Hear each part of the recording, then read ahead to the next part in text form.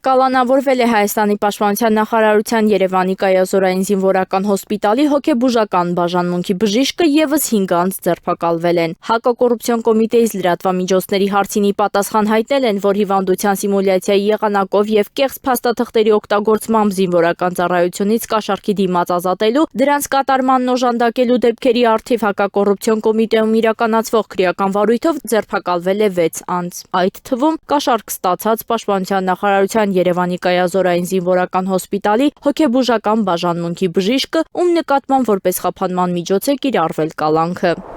Կենտրոնական բանկը զգուշացնում է, Կենտրոնական բանկի կողմից իրականացված մոնիտորինգի արդյունքում պարզվել է, որ վերջերս կատարված զեղծարարությունների սխեմաներում հաճախորդներից գումար կորզելու նպատակով զեղծարարները ներկայացրել են Կենտրոնական բանկի անունից եւ կեղծ նամակների ու զանգերի միջոցով հորդորել իրենց ֆինանսական միջոցները փոխանցել այլ հաշիվների։ Տեղեկացնում են, որ Կենտրոնական բանկը երբևէ նման հայտարարությունները եւ զանգեր չի իրականացնում, հաղորդագրություններ չի ուղարկում եւ չի իրականացնում ֆիզիկական անձանց բանկային սպասարկում։ Եթե զանգահարում են կամ որևէ այլ եղանակով կապ են հաստատում եւ ներկայանում Կենտրոնական բանկի անունից եւ խնդրում կամ որևէ պատրվակով պարտադրում գումար փոխանցել ավելի պաշտպանված կամ հատուկ հաշիվների, զեղծարարություններից եւ ֆինանսական կորուստներից խուսափելու նպատակով քաղաքացիներին հորդորում են չկատարել որևէ գործողություն, որևէ մեկին չփոխանցել անձնական կամ բանկային տվյալներ եւ անմիջապես կապ հաստատել իրենց սպասարկող բանկի հետ, ասված է հայտարարության մեջ։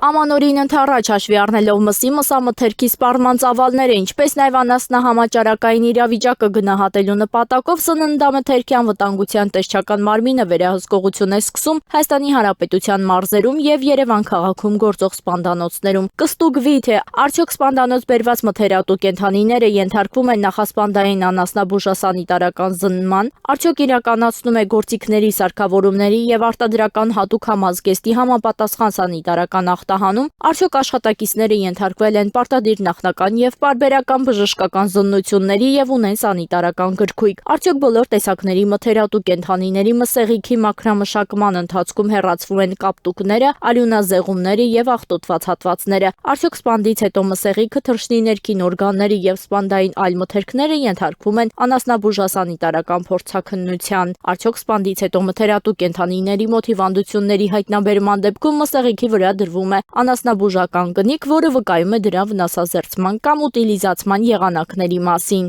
Արդյոք մսի դրոշմակնիկման համար օգտագործվում են թույլատրելի ներկանյութեր, արդյոք սննդամթերք տեղափոխող փոխադրամիջոցն ունի սանիտարական անձնագիր։ Նշվում է, որ արձանագրված արդյունքները կհրապարակվեն։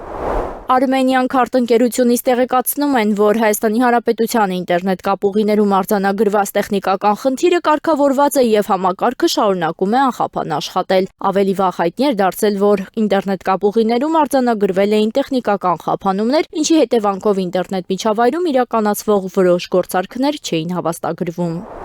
Նոր մանրամասներ են հայտնի դարձել Բյուրոսովի անվան պետական համալսարանում ուսանողուհիների միջև տեղի ունեցած վիճաբանությունից, այս մասին հայտնում է Շամշանքոմը։ Դեկտեմբերի 3-ին ոստիկանություն օպերատիվ տեղեկություններ են ստացվել, որ նշված համալսարանում վիճաբանություն է տեղի ունեցել։ Տեղում պարզվել է, որ ժամը 13:50-ի սահմաններում համալսարանում անձնական հարցերի շուրջ վիճաբանություն է տեղի ունեցել Երևանի բնակիչներ 20-ամյա ՍԱ-ի, 20-ամյա ՆՀ-ի, Արագածոտնի մարզի բնակիչ 20-ամյա ՄՀ-ի, Երևանի բնակիչներ 21 ԾՏ-ի եւ 20-ամյա ԼՏ-ի միջև, որի ժամանակ միմյանց հարվածներ են հասցրել, պատճառելով ֆիզիկական ցավ։ Նշված անձինք տեղափոխվել են ոստիկանության կենտրոնական բաժին, որտեղից են ներկայացվել են քննչական բաժին, որտեղ էլ կատարվածի մասին բացատրություն տալուց հետո բաց են թողնվել։ Ըստ տեղեկությունների բոլորը սովորում են Բյուրոսովի անվան պետական համալսարանում եւ հրաժարվել են դատաբժշկի մոտ գնալուց, իսկ մասնակիցներից 2-ը հարազատ քույրեր են։